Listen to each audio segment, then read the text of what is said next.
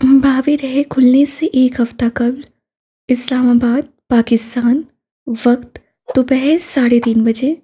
इस्लामाबाद के एक पोश इलाके में खड़ा आलीशान मेंशन सारे में अपनी धाक बिठाए हुए था। सफ़ेद सुनहरी रंग का ये मेंशन किसी सल्तनत का महल लगता था।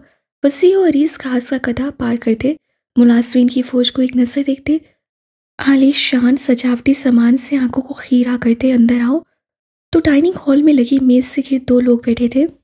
सरबराही कुर्सी पर सफ़ेद शलवार कमीज के ऊपर क्रीम कलर का कोट पहने, हाथ में महंगी घड़ी और बालों को सलीके से सजाए सुल्तान सफ्तर बैठा था। गुजरे वक्त ने उसे ज़्यादा नहीं बदला था, बस चेहरे पे संजीदगी छा गई थी और ज़ात का वकार बढ़ गया था। उसकी दाईं तरफ स्याह ड्रेस शर्ट के साथ सुरमाई धारीदार पेंट वाला हसन सुल्तान बैठा था। 29 के हिंसे को छूता मर्द बुर्दबार और संजीदा था। वो दोनों खामोशी से खाना खा रहे थे। हर थोड़ी थोड़ी देर बाद वो किसी बात को शुरू भी कर देते थे। आज खाने पे खामोशी थी। हसन को याद आया कभी किसी दौर में वो खाने पर लड़ा करते थे। उसकी आंखों ने माजी का सफ़र किया और एक वाकया उसकी याददाश्त का हिस्सा बना। कॉलेज की कैंटीन में बैठे हुए उनके सामने पिज़्ज़ा रखा था। शादान बड़ी संजीदगी से नाइफ हाथ में लिए हर एक के लिए बराबर पीस काट रहा था। मेरा पीस छोटा है, पिछले पिज़्ज़ा से भी मुझे 2 स्लाइस मिले थे। हसन ने शिकायत की। स्लाइस कम मिले क्योंकि तुम हर दफ़ा शेर भी कम देते हो। खामोश बेटा सबरेज बोला, फिर गौर से शादान को स्लाइस काटते हुए देख रहा था, कहीं उसके हिस्से का स्लाइस छोटा ना हो जाए। हर एक को स्लाइस मिल चुके, हसन का हिस्सा कम था। उस ललचाई नजरों से शादान को देखा। मैंने सुना था जामशोरों के लोग बहुत सखी होते हैं, वैसे अपना पिज़्ज़ा चखाना जरा। शादान का चलता मुंह रुक गया था। बात उसके शहर पे आ गई थी। उससे पिज़्ज़े का स्लाइस हसन के मुंह के करीब किया। आंखों में अनजाना खौफ था। वो देखो, मिंडा आ गई। हसन के इशारे पर उससे मुड़कर देखा और उसी लम्हे हसन सुल्तान ने पिज़्ज़े का सारा स्लाइस उसके हाथ से लेकर मुंह में भर लिया। शादान सदमे से उसे देख कर रह गया। बाकी सब भी उसकी फुर्तियों पे हैरान थे। मैंने ये भी सुना है कि जामशोरों वाले अपना खाना खा जाने वालों की हड्डी पसली एक नहीं करते। वो भरे भरे मुंह से बोला। शादान अब किसी भी वक्त रो सकता था। बात दोबारा उसके शहर पे आ गई थी। हाल में हसन बहुत कुछ कहना चाहता था मगर चुप था। सुल्तान उससे कहने का मुंतज़िर। गुजरे वक्तों ने उन पांचों के दरमियान बहुत कुछ बदल दिया था। हसन ने एक लड़ी की तरह उन चारों को जोड़े रखना चाहा था मगर वो थक चुका था। बाबा ने उससे कहा था दोस्तों पे एफर्ट्स करते हैं मगर वो बदगुमानियों का क्या करे। सुल्तान ने खाना खाते हुए सर उठाया। हसन के बाजू पे बंधे प्लस्तर को देखा। हसन एक हाई प्रोफाइल केस लड़ रहा था। कई धमकियों के बाद भी जब वो बात सही ना आया तो डेमो के तौर पे उससे बाजू पे गोली मारी गई थी। तुम्हें नहीं लगता तुम्हें थोड़ा मोहतात रहना चाहिए? सुल्तान ने उसके बाजू की तरफ इशारा किया।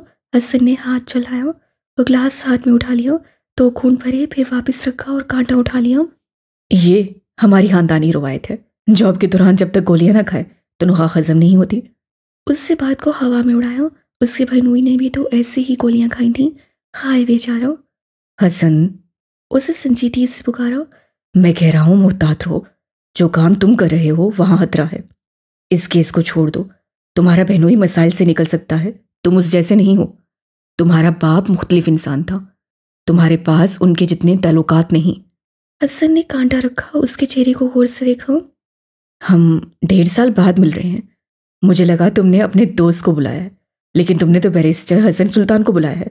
तो let me tell you one thing, जिन लोगों ने तुम्हें मुझे वार्न करने भेजा है उनसे कहना हसन सुल्तान मौत से नहीं डरता। ना 16 साल की उम्र में डरा था, ना 29 की। उससे टोक अंदाज से कहा और खाने से हाथ खींच कर बैठा।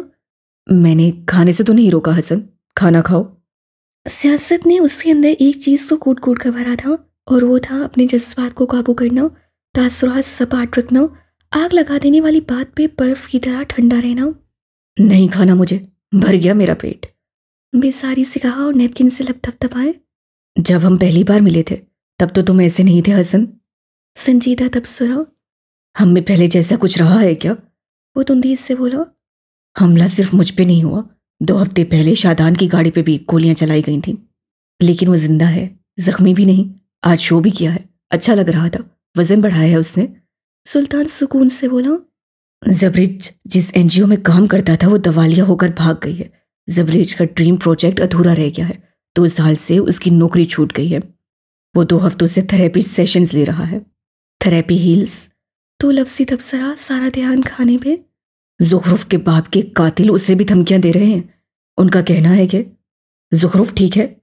वो हसन की बात काट कर बोला, एक लम्हे को, बस एक लम्हे को 10 साल पहले वाला सुल्तान लगा था। उसकी आंखों में सारे जहां की फिक्र थी।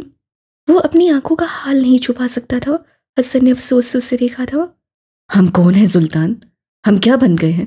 कभी सोचा है हम सबके दरमियान इतनी दूरियां क्यों आ गई हैं? सुल्तान ने पहलू बदला। हम ऐसे नहीं थे। एक दहर था जिसमें हम। प्लीज हसन, मैं इस वक्त तुम्हारा लेक्चर नहीं सुन सकता। हर वक्त मुझे ही क्यों सुनाते रहते हो? कभी किसी और दोस्त से क्यों कुछ नहीं कहते? मैं तुम सबके दरमियान आया था और मैं हमेशा तुम सबके दरमियान आऊंगा। दहर का चक्कर बदल चुका है, मगर हसन सुल्तान आज भी वैसा है। काश तुम हम सबके दरमियान ना आए होते। सुल्तान बड़बड़ाया और अपनी प्लेट पे झुक गया। हाँ, मगर खाने से जायका रफा हो चुका था। हसन उसे देखता रहा, यहाँ तक कि मंजर बदल गए। भाभी दहन ने अपने पट जुदा किए और 10 साल पुराना भूला भुसरा मंजर हमारी आंखों के आगे है। लंदन में हर किस्म के खाने दस्तियाब हैं, मगर इन पिज़्ज़ा, बर्गर और बाकी हर किस्म के फास्ट फूड को छोड़ निहारी, कढ़ाई, पाए, नान, चने, पालक गोश्त, बिरयानी खाने का जी चाहे तो क्या लंदन आपको मायूस करेगा? लंदन मेहमानों को मायूस नहीं करता। लंदन और उसके मसाफात में कई देसी रेस्टोरेंट हैं जहाँ खालिस से मिर्च मसालों वाले खाने दस्तियाब हैं। ऐसे एक रेस्टोरेंट में चुपके से कदम रखो तो एक गोल मेज़ के गिर्द 4 कुर्सियां रखी थीं जिन पे 4 लोग बैठे थे। चारों ने स्कूल यूनिफॉर्म पहन रखे थे। गले की टाई मेज़ पे रखी थी जिनसे वो चारों वक्तन फ़वक्तन अपने हाथ साफ करते थे। रेस्टोरेंट गार्ड्स भी उसी मेज़ पे खवार हो रहे थे। मेज़ की तरफ नज़र उठाओ तो पराठे, नान, चने, सादा चपाती, कोरमा, बिरयानी, आलू गोश्त, आलू की भुजिया रखी थी। साथ लस्सी के बड़े बड़े चांदी के गिलास। अंग्रेजी लिबास पहने देसी खाना खाते वो चारों कोई और ही मखलूक लगते थे। उंगलियों पे लगे सालन को उंगलियों से चाट लेते थे और एक दूसरे से ज़्यादा खाना खा लेने के लिए ज़्यादा से ज़्यादा खाना अपनी प्लेट में निकालते थे। साथ साथ एक दूसरे की प्लेट भी भरते जाते थे। उन चारों से ज़रा फासले पे रखी मेज़ पे एक स्याह आंखों वाला लड़का बैठा था। ग्लास हॉल के बाहर आते जाते लोगों को देखते हुए वो तमीज़ और तहजीब से पराठा और अंडा खा रहा था। बेख्तियार उससे अपने बहनोई के बनाए कश्मीरी पराठे याद आए। कमबख्त मुंह से जहर उगलता था मगर हाथों से शाहकार बनाता था। उससे याद करके वो मुस्कुराया। हसन सुल्तान यूं ही बैठे बैठे एक ज़रा की ज़रा नज़र अपने से फासले पर बैठे उन 4 लोगों पे भी डाल लेता था। उनमें से 2 लोगों को वो जानता था। एक सुल्तान, क्योंकि सफदर हुसैन साहब से उसके बाप मेराज सुल्तान की अच्छी खासी दोस्ती रही थी, और दूसरी ज़ुखरुफ, जिसकी माँ से हसन की बहन के अच्छे खासे ताल्लुकात थे। एलीट क्लास की फैशन आइकन्स। वो उठकर उनके पास नहीं गया। ये उसका अंदाज नहीं था। मुझे तो लगा था तुम पैसे लाए होगे। ये क्या तरीका है? आवाज़ पे उससे गर्दन मुड़ी। शादान हस्बे तवक्का भड़क रहा था। भारी भरकम सी पाकिस्तानी मालकिन उन चारों को होशा नजरों से घूर रही थी। शादान, पिछले हफ्ते भी मैंने बिल दिया था और मुझे लगा आज तुम सब हो यहाँ तो मुझे क्या ज़रूरत है वॉलेट लाने की। सुल्तान का चेहरा हमारे शर्मिंदगी की सुर्ख पड़ रहा था। ज़ुखरुफ का बस ना चलता था कि किसी कोने में छुप जाए। किसी को अगर फ़र्क नहीं पड़ता था तो वो ज़बरिज था। अगर उससे कह देते कि चलो तुमने बर्तन धोने हैं तो वो होशी होशी पिया तेज चला जाता। तुम लोग पैसे लाए हो या नहीं, इससे मेरा कोई ताल्लुक नहीं। मुझे मेरे पैसे चाहिए, वरना तुम सब अभी मुझे जानते नहीं। मालकिन की आवाज़ से वो तीनों एक दूसरे को देखने लगे। चौथा इस वक्त बाकी बचे खाने के साथ इंसाफ करने लगा था। आह, प्लेट खाली करना कब सीखेंगे उसके दोस्त। कितने पैसे हुए? हसन सुल्तान अपनी मेज़ से उठाया था, किसी किस्म के दिखावे के लिए नहीं, हाँ अलबत्ता सिखाए गए अदाब के लिए। औरत अब उसे पैसे बता रही थी। हसन का मुंह बाकायदा खुला था। 10 से 12 लोगों का खाना वो 4 लोग कैसे खा गए थे। उससे वॉलेट से पैसे निकालकर औरत की तरफ बढ़ाए। जब शादान ने इंडियन सूप सीरियल के फ्लॉप हीरो की तरह अपना हाथ बीच में लाया, आसपास बिना आवाज़ के धूम धूम धनाना धीरना धीरना बजने लगा था। कैमरामैन का बजट नहीं था, वरना शफ शफ की आवाज़ों के साथ एक एक किरदार का चेहरा भी दिखाया जाता। तुम हमारे बाप लगते हो जो बिल पे करोगे। बाकी तीनों ने बुरा मनाया। भला उनके बाप को बीच में लाने की क्या जरूरत थी? अगर मेरी औलाद तुम चारों जैसी होती तो अपनी बीवी पे केस कर देता और खुद कुत्ता मार पी कर मर जाता। चूहा मार नहीं होता। जबरेश प्लेट से चेहरा उठाकर पहली बार बोला। हसन ने मुड़कर उसे देखा, आंखों में तमस्सुर था। तुम्हें लगता है तुम चारों जैसी औलाद के बाद सिर्फ चूहा मार असर करेगा? आपस की बात है, कुत्ता मार भी असर नहीं करेगा। हाँ, मगर एक हेड शॉट। जबरेज की चलती जुबान बाकी तीनों की घुरियों पे रुक गई थी। उसका इलाज तो वो हॉस्टल जाकर करेंगे। ये हसन सुल्तान है, बाबा के दोस्त का बेटा। सुल्तान ने उन तीनों से हसन का तारुफ करवाया, फिर हसन की तरफ मुसाफे के लिए हाथ बढ़ाया। बाबा ने मुझे तुमसे मिलने का कहा था। आई एम सॉरी, मैं वक्त नहीं निकाल सका। हसन ने उसका बढ़ा हुआ हाथ थामा। सुखरूफ ने उसे हल्की आवाज में हाय कहा और शादान, उसके दिल पे दोस्तों की ये पुरानी संगत आए हाय की तरह लगी थी। पैसे देकर हसन वापस अपनी मेज की तरफ जाने लगा जब सुल्तान ने उससे रोक लिया। हम परसों थिएटर जा रहे हैं, तुम भी ज्वाइन करो ना, हमें मिलते रहना चाहिए। हसन से मिलकर उसे वाकई अच्छा लगा था और सुल्तान अच्छे लोगों को अपने पास सेव कर लिया करता था। अगर ये थिएटर आया तो मैं अपनी नस काट लूंगा। अपने दोस्तों के बढ़ते हुए अल्तफात देख शादान को गुस्सा चढ़ा। सबने ठहर कर एक नज़र उसे देखा, फिर सुखरूख ने उसकी कलाई पकड़ी। यहाँ से काटना, यहाँ से। वो उंगली से उसकी कलाई पे निशानदेही कर रही थी। यहाँ से कट गई तो जिंदगी का कोई इम्कान नहीं बचेगा इंशाल्लाह। शादान ने सदमे से उसे देखा, फिर बाकी दोस्तों को। यानी मैं वाकई नस काट लूं? वैसे तो तुम मुझे बहुत अजीज हो, मगर अगर यही तुम्हारा आखिरी फैसला है तो मैं दोस्तों के फैसले की इज्जत करता हूँ। सुल्तान ने उसका कंधा थपका। और अगर हो सके तो अपनी डेनिम जैकेट मुझे दे देना, उसे मैं इस जैकेट में अच्छा लगता हूँ। जबरीज की फरमाइश। सुल्तान सफ्दर ने सर झटका और फिर हसन को देखा। वो नहीं देख रहा था। मेरे पास तुम्हारा नंबर है, एड्रेस भेज दूंगा। सुल्तान ने होशियारी से बोला। आज तुमने पे किया है, थिएटर के लिए पॉपकॉर्न और कॉफी मैं ले आऊंगा। जबरीज की शाख हर्ची। तुमसे मिलकर बहुत अच्छा लगा हसन। सुखरूफ मुस्कुरा कर बोली। शादान अब भी उससे गैरलूद नसों से देख रहा था। हसन अपनी मेज की तरफ जाते जाते रुका, मुड़कर उससे देखा। आंखों में शैतानी चमक थी। बाकी तीनों का बिल भर दिया है, मगर तुम पे ये फेवर उधार रहा, क्योंकि मैं तुम्हारा बाप नहीं और ना ही मुझ पे तुम्हारी नस काटने की धमकी असर करेगी। शादान का बस न चलता था। वक्त को पीछे ले जाए और उस रेस्टोरेंट आने पे लानत भेजे। उस दिन के बाद बहुत कुछ बदल गया था। उन 4 लोगों में 5वें का इजाफा हो गया था। थिएटर के टिकट्स 5 हो गए, मेट्रो की सीटें 5 हो गई, कॉफ़ी के कप 5, पिज़्ज़ा के टुकड़े 5 होते थे। उधार मांगने के लिए एक फ़र्द बढ़ गया था। प्लेन में हिस्से बट गए। कपड़े मांगने के लिए एक और वार्डरोब बढ़ गई। खानदान में एक फ़र्द का इजाफा हो गया। क्या कहते हो, हसन को कॉल कर ले? ज़ुखरूफ की बात पे दरवाज़ा पार करता जबरेश थम गया। आइसगी से गर्दन मोड़कर उसे देखा। आंखों में तारीकी थी, सुखरूख की आंखों में उम्मीद। हमारा इवेंट ऑर्गेनाइजर तो शादान हुआ करता था ना? जबरेश की याद आने पे सुखरूख को बहुत कुछ याद आया था। तलही से सर झड़कते हुए से हसन को वीडियो कॉल मिला ली। यहाँ से दूर डाइनिंग हॉल में बैठे हसन सुल्तान का मोबाइल बजा। एक सरसरी निगाह मोबाइल पे डालते हुए वो बेख्तियार चौंक गया था। जल्दी जल्दी कॉल अटेंड की। सुल्तान जो पास खड़े मुलाजिम से कुछ कह रहा था, उससे जो ही गर्दन मुड़ी, हसन की मोबाइल की स्क्रीन पे उसे एक चेहरा नजर आया। वो थम गया। हर आहट थम गई, हर आवाज़ थम गई। उसके कदमों के नीचे ज़मीन साकिन हो गई। एक पल के लिए वो सांस नहीं ले सका था। अगर उसके दिल पे हाथ रख कर देखूं तो वो भी थमा था। उसकी आंखों की चमक वापस आ गई थी, वो चमक जो बस उन सुरमाई आंखों को देखकर आती थी। कैसे हो हसन, लॉन्ग टाइम नो सी। सुखरूख मुस्कुराते हुए कह रही थी, मगर उसी पल उसकी नज़र सुल्तान पे पड़ी। सारे अल्फाज भूल गए, सारे चेहरे एकदम से गायब हुए। कुछ दिखाई दिया तो बस सुल्तान। और इस वक्त अगर वो कुछ नहीं देखना चाहती थी तो वो भी था सुल्तान। कैसी हो ज़ुखरूफ? वो संभल कर बोला, बादिक्कत सांस सी। मैं ठीक हूँ, तुम कैसे हो? उससे चेहरे पे हाथ फेरा, बाल दुरुस्त किए, वो नर्वस हुई। तुम कैसे हो जबरेज? अब वो चौखटे में उभरने वाले दूसरे चेहरे से पूछ रहा था। हाल अखवाल के बाद उन सब के पास कहने को कुछ नहीं बचा था। बस हसन था जो कुछ कहने की कोशिश करता था। जबरेज खामोशी से बैठा था जब हसन ने ही कहना शुरू किया।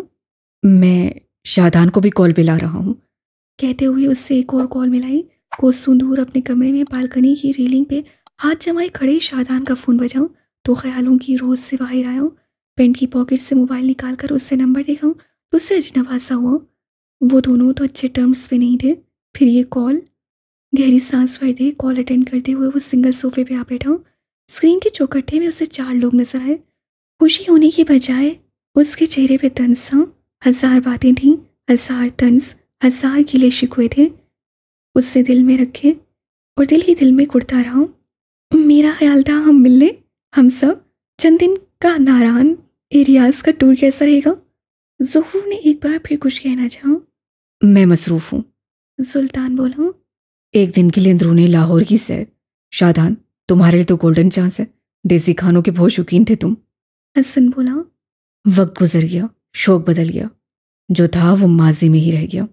वो तलखीस से बोला था। ज़ुहरू की रंगत पूछने लगी। उससे उन लोगों को यूं अचानक कॉल नहीं करनी चाहिए थी।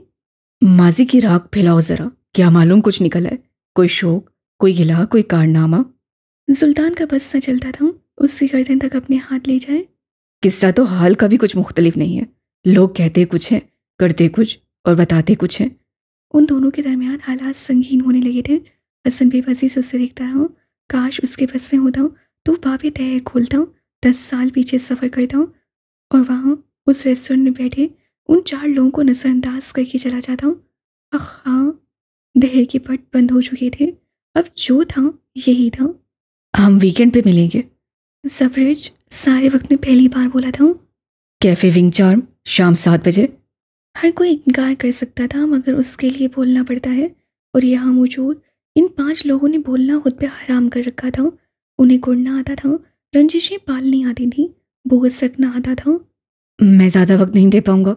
हाँ, मगर आधे घंटे के लिए आ सकता हूँ। शादान की बात पे कोई कुछ ना बोला, बस सारा बात में हिला दिए गए। हर कोई राजी था।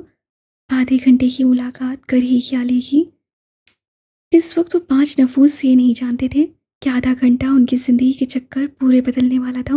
वो नहीं जानते थे ये आधा घंटा धैर्य उस बाप को खोल देगा जिसे वो चाहकर भी बंद नहीं कर पाएंगे। बस एक आधा घंटा, सिर्फ एक आधा घंटा। 2 दिन बाद 7 जनवरी, बाबे दहर के खुलने से चंद घंटे कबल, स्याह रंग की लंबी लैंड क्रूजर के चमचमाते शीशों में उस शाहराह के हर कैफे, शॉप, रेस्टोरेंट का अक्स बन और मिट रहा था। गाड़ी के अंदर ड्राइविंग सीट पे सैयद शादान शाह बरजुमान था। गंदमी रंगत हल्की सी धूप पड़ने पे धमक रही थी। स्टीयरिंग व्हील थामे हुए उसके हाथ की कलाई में बंधी खड़ी सरासी रीली थी। उसे कलाई कैद करना पसंद नहीं था मगर महंगे सामान अपने वजूद पे बेहद पसंद थे। सो जहाँ से मिलती जितनी मिलती यूनिकनेस चुरा लिया करता था। थोड़ी देर बाद उसका मोबाइल बजने लगा। अम्मा कॉलिंग। स्क्रीन पे चमकाते अल्फाज से को हल्का सा मुस्कुराया। मुस्कुराने भी उससे एक गाल में खड़ा बनता था। कॉल अटेंड करके मोबाइल गाड़ी के स्पीकर के साथ जोड़ दिया, जिसमें से अब किसी की खफा खफा से आवाज़ गूंजने लगी। बेगैरत दिल ता करता थी तुखे जूता हनेड़ा, सो गनेड़ा हिक। बेगैरत दिल करता है तुम्हें 100 जूते मारूं और गिनो एक। वो कोई उधेड़ुआ नस्वानी आवाज़ सी, ना खाल ना अखवाल, सीधा झाड़। मुझे पहले ही खबर हुई तो हाँ जी, गिनती कितनी खराब है। मुझे पहले ही पता था आपकी गिनती खराब है, वो मस्जिद से बोला। दूसरी तरफ औरत मस्जिद आप गोला हो गई। शाहदान, तुम्हारी उम्र में मेरे और तुम्हारे अब्बा के 3 बच्चे थे। उन्होंने जैसे उसे शर्म दिलानी चाहिए हो। मैं जब जब कॉल के दरमियान शादी का टॉपिक छेड़ती हूँ तुम नेटवर्क खराब का बहाना कर देते हो। शादी से किस कमबख्त ने इनकार किया है अम्मा? वो गाड़ी चलाते हुए कह रहा था। मसला लड़की का है, जब मिलेगी तो कर लेंगे। लंबी मसरूफ शाहराह पे अब एक कैफे के सामने वो गाड़ी रोक चुका था। दूसरी तरफ एक पल के लिए खामोशी छा गई। शादान के चेहरे पे भी अब कुछ से पहले वाली जज्बियत नहीं रही थी। कुछ था जो दरमियान में आ गया था। 3 साल हो गए बच्चे, और कितना उसे ढूंढोगे? वो संभल कर बोली। सिर्फ 3 साल ही तो हुए हैं अम्मा, कम से कम 30 तो होने दे। इतना जल्दी उस पर गिव अप कर दूं? वो हल्का सा मुस्कुराया था। उसकी आंखें न मुस्कुरा सकी। दिल का एक जख्म सा था जो एक बार फिर उधड़ गया था। 30 साल लंबा अरसा होता है, खुद पे इतना जुल्म ना करो। नर्म सी तन भी। शादान गाड़ी से उतर आया। मोबाइल कान से लगाया वो कैफे का शीशे का दरवाज़ा पार कर रहा था। मिलिट्री ग्रीन रंग की शर्ट के ऊपर डेनिम जैकेट और उसके साथ शर्ट की हमरंग जीन्स पहने मर्द का अक्स शीशों में बन रहा था। आप नहीं समझ सकती अम्मा, मैं 30 साल उसका इंतज़ार तो कर सकता हूँ, मगर इन 30 सालों के ख़त्म होने से कबल किसी को अपना इंतज़ार नहीं करवा सकता। वो आसपास देखे बगैर चलता ही जा रहा था। शायद वो अपनी मतलूबा मेज़ ढूंढ रहा था। अब सराहों के हसूल में जाने वाले वापस नहीं आए शादान। शुक्र है, फिर मैं एक इंसान के पीछे हूँ। वो ठीठ मुस्कुराया। वो नहीं मिलेगी। अब कि उन्होंने कह डाला, शादान के दिल पे जैसे किसी ने पैर रख दिया हो। उसकी मुस्कुराहट सिमट गई।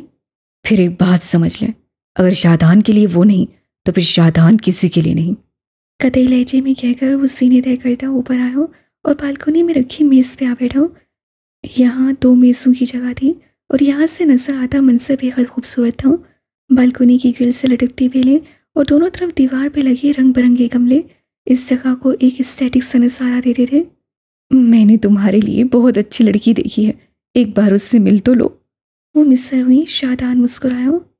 अम्मा, यह नेटवर्क का मसला है, बाद में बात करता हूँ। दूसरी तरफ उसकी माँ ने बाकायदा उससे अलकाबाद से नवाजा होगा, वो जानता था। मोबाइल मेज पे रखकर वो सीधा हो बैठा और आसपास नजर दौड़ाई। उसका पसंदीदा वेटर उसी तरफ आ रहा था। जिस जगह वो बैठा था वहाँ दीवार पे सब्ज बेलों के साथ रंगीन छोटे छोटे गमले टंगे थे, जिनमें कैक्टस के पौधे थे। गमलों के ऊपर स्टिकी नोट्स लगे थे, जिन पे मुख्तलिफ अबारात लिखी थीं। Espresso double shot right. Waiter उसके पास खड़े होकर मुस्कुरा कर पूछ रहा था या फिर बता रहा था। आज चाय पिला दो। वो बड़ी बेतकल्फी से बोला। साथ आसपास से उसे देखा। वो दोबारा आई थी क्या? आस और उम्मीद का एक टिमटिमाता दिया था जो उसकी आंखों में चल बुझ रहा था। वो नहीं आई। बेरे ने मायूसी से कहा। आ जाएगी। वो हन्नूस मुस्कुराता रहा, मगर आंखों की वो चमक मान पड़ गई थी। जाओ चाय ले आओ। साथ उससे चुपकर स्टिकी नोट पे कुछ लिखा और जब तक वो चाय लेकर आया तब तक वो 3 नोट्स तैयार कर चुका था। वो आए तो उसे ये दे देना। शादान ने वो नोट उसकी तरफ बढ़ाया। सिर्फ वही था जो उसका राजदार था, जिसने 3 साल कबल उस लड़की को देखा था जो शादान की इंतजार का गवाह था। चाय रखकर वो वहीं खड़ा रहा तो शादान ने निगाह उठाकर उसे देखा। कब खाली करने तक यहीं रहोगे क्या? अंदाज से सर्द मेरी नहीं थी, वो बहुत नॉर्मल था। मेरा जरा सा चिचका फिर बिला के कह डाला। 3 साल हो गए सर, 3 साल बहुत होते हैं। मुझसे बेहतर कोई नहीं जानता कि 3 साल कितना लंबा अरसा था। उससे चाय का कप लबू से लगाया। वो मिल जाएगी, आज नहीं तो कल। 3 साल बाद ना सही, 30 साल बाद सही, 30 साल बाद ना सही तो किसी और जहान में। वो पुरयकीन था किसी मुआवजे के इंतजार में, किसी बाब दहर के खुलने के इंतजार में। वो बाब जिसके पार उससे वो मिल जाएगी। कौन? जानना है?